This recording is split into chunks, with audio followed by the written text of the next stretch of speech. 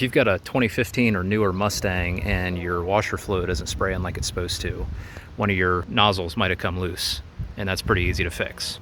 First thing you need to do is get the insulation taken down, and there's just a bunch of these little things you take off. And then to take the sprayer nozzle off, just get your fingers up on the windshield side of it here and just pull down on it, and it pops right out. And with this one, the hose came loose. So what you do is you come up here and you turn this little thing just a little bit,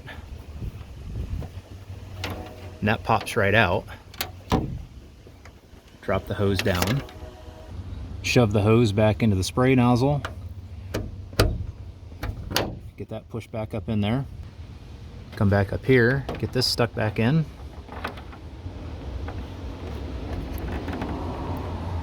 and then turn this thing, get your hood insulation back on, and you're done.